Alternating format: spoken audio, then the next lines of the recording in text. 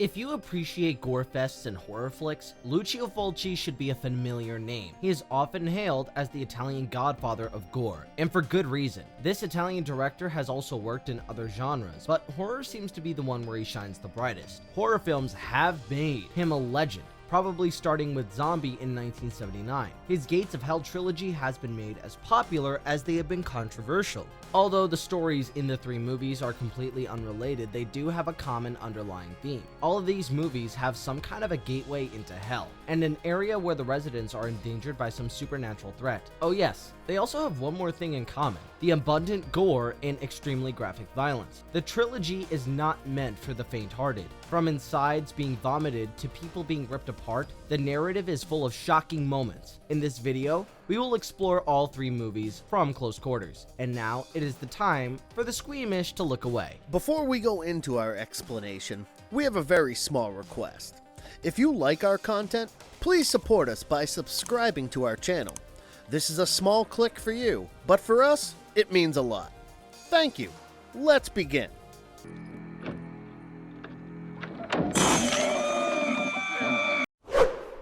City of the Living Dead, 1980. A seance is being held at Teresa's apartment in New York City. Mary, one of the participants, has a troublesome vision, where she watches a priest named Father Thomas hanging himself in a cemetery of a remote village called Dunwich. Her vision is a bit too disturbing, and she collapses and goes into convulsions. The police suspect some foul play, and Sergeant Clay interrogates Teresa regarding the matter. She warns him maniacally about an imminent evil. The entire episode catches the interest of a reporter named Peter Bell. Mary is presumed dead and buried in a local cemetery, where the journalist follows. Luckily for Mary, he hears her muffled screams and breaks out of her casket. It turns out that she regained consciousness after being buried. Peter and Mary meet Teresa, who reveals more about the imminent evil. According to an ancient book, Mary witnessed the event that would bring the dead into the world of the living. The death of the priest had opened up a portal through which the invasion would begin All Saints' Day, which was only a few days away. Back in Dunwich, some strange and unexplained events are bothering the residents. Bob, a troubled young boy, experiences some disturbing sights of rotting carcasses in an abandoned house. An apparition of Father Thomas slaughters a young lady, and everyone suspects Bob to be behind the murder.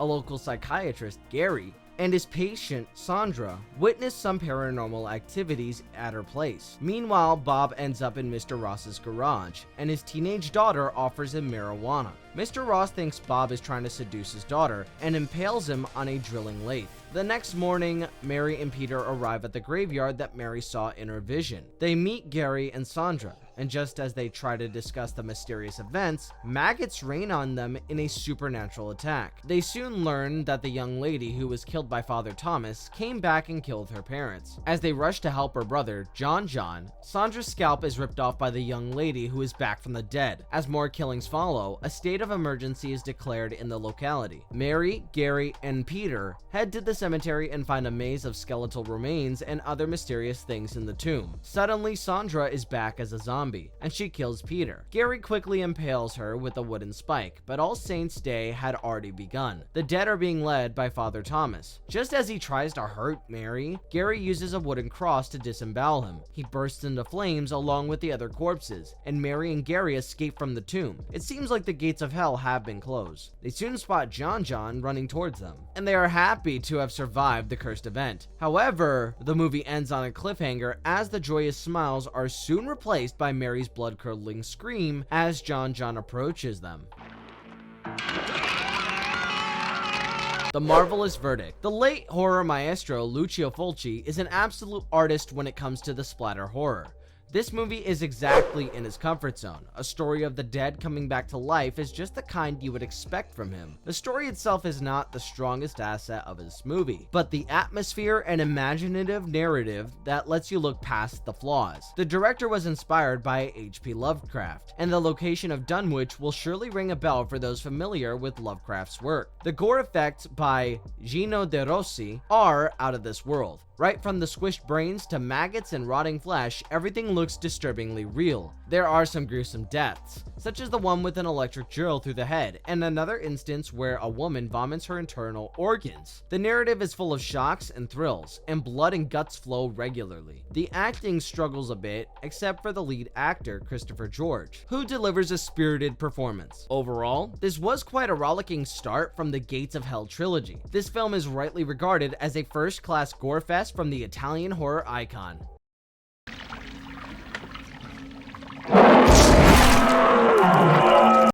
The Beyond, aka Seven Doors of Death, in 1981.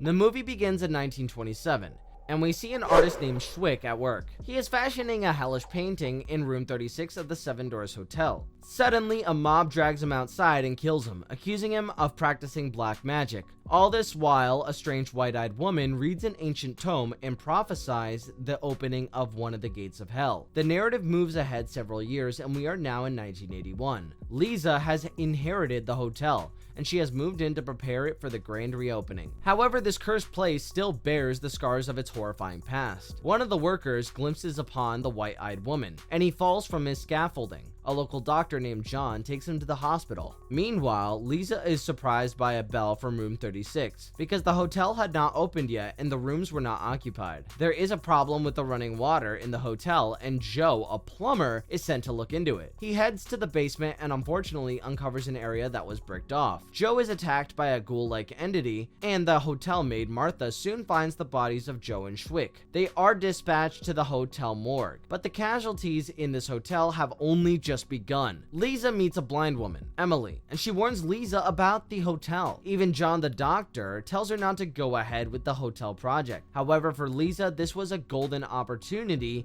that she couldn't let slip, even simply. Emily meets her at the hotel and tells her to never step into room 36. She tells her the story of Schwick, and while examining his painting, Emily's hands start to bleed without any reason. She leaves the hotel in a hurry along with her guide dog, and Lisa is bewildered that their footsteps are not audible as they flee. Even after all the warnings, like a true horror film character, Lisa steps into the room. She is shocked to find Schwick's corpse pinned to the bathroom wall, but when she returns later with the doctor, the corpse is missing. The doctor also tells her that the town has no blind women, and the house where Emily supposedly lived had been empty for many years. When the main architect of the hotel arrives, he discovers that the blueprint of the building has some unexplained space in the basement that is unusually large. The architect is immediately knocked off a ladder. As he lies on the ground, he is attacked by a spider that eats him alive. The hotel maid is attacked and killed by the animated corpse of Joe. All this while, John goes to investigate the house where Emily supposedly lived. He comes across the ancient text that suggests that the hotel is one of the 7 gates to hell. Back at the hotel, Lisa is attacked by another undead hotel worker, and she runs into John while trying to flee. They head to the hospital where the situation is not any better,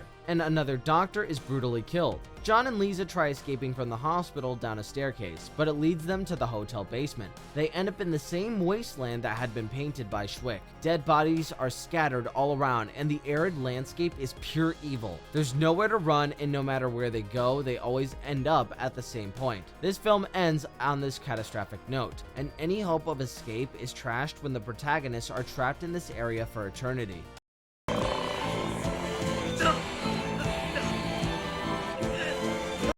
The Marvelous Verdict. If the first movie in the Hell trilogy is sheer excitement and gore, this one definitely has more substance. It is another dive into the director's wonderful horror segment with a dreadfully dreary narrative. The visuals are the strong point of this movie, and you have to digest some morbid moments yet again. The gothic flavor of the film is unmistakable, and the cinematography has a certain nightmarish flow. It not only makes the movie beautiful, but also haunting in a way. The musical score fits perfectly with the narrative, and the special effects steal the show, as is always with the case of Lucio Fulci's movie. The credit once again goes to the legendary Gino De Rossi, who probably did his best work while working with Fulci. The deaths are both unique and horrifying, and we love how the element of horror has been preserved right through the movie. If you expect the deaths to be gory, Fulci wouldn't disappoint you one bit. There is an eye getting ripped out, a morbid crucifixion, spiders feasting on a man, and many more images to haunt you for days to come. Even the ending is as disturbing as the premise. Once you watch this classic, you will understand why so many people regard this as a classic and one of Fulci's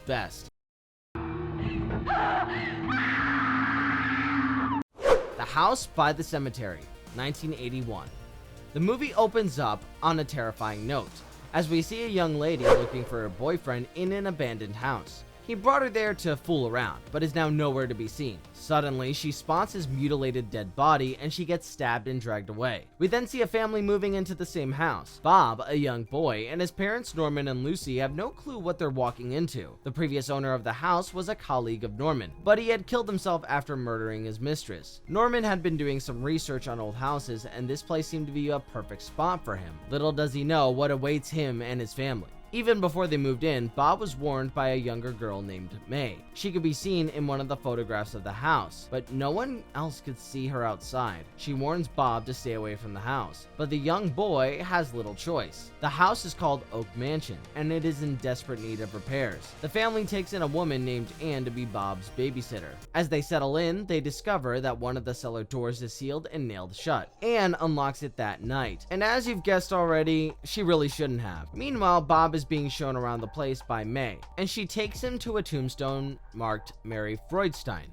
Apparently, she is not really buried there. Lucy comes across the tombstone of Jacob Tess Freudstein in the Oak Mansion. When Norman is injured by a bat, the family gets genuinely spooked and they want to leave. However, the real estate office suggests that they would have to stay put for a few more days. While they're at the hospital, one of the real estate office agents comes visiting, and she is stabbed to death and dragged away. Norman learns more about Freudstein. It turns out he was a Victorian surgeon who performed illegal experiments back in the day. He leaves for New York to read more up on this matter. Back in the house, Anne is attacked in the cellar when she goes looking for Bob, and she is beheaded by Freudstein, leaving Bob horrified after witnessing the decapitation. His mother refuses to believe this account. Later, Bob goes back to the cellar looking for Anne, and he gets locked inside. Lucy tries to reach him, but she fails to open the cellar door. Eventually, Norman hacks the door open, and for a brief moment, we see the maggot-infested rotting hand of Freudstein hacked off. Norman and Lucy find several bodies in the cellar. It turns out that Freudstein was a living corpse. He continues his life by using the body parts of other victims to regenerate his blood cells. When Norman attacks the 150-year-old corpse with the knife, rotting flesh and maggots ooze out of his body. Freudstein soon overpowers Norman and slashes his throat open.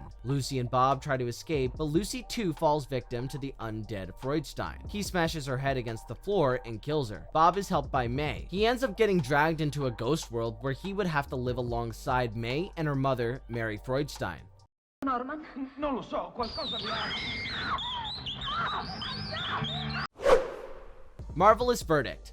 It would be fair to say that this is one of the weakest in the trilogy, and probably the weakest. The Italian splatter master amuses horror fans yet again. Nonetheless, if you compare this one to the previous two, you are bound to be disappointed. We felt that the plot tried a bit too hard at times, and for instance, the story tries to conceal itself as something very clever, when it is actually nothing more than a simple slasher with a maniacal undead killer and his victims. There are some glaring loopholes in the plot. It is hinted at the babysitter had some dark secret of her own, but it is never elaborated. The voiceover is another disappointment. The voice of the character of Bob in particular is so annoying that you would want him dead more than anything.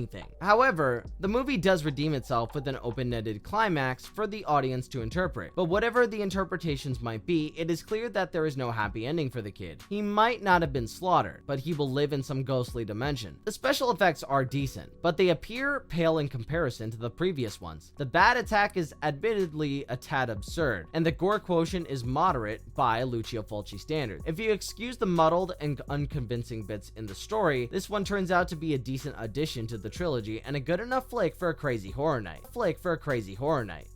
Our final words.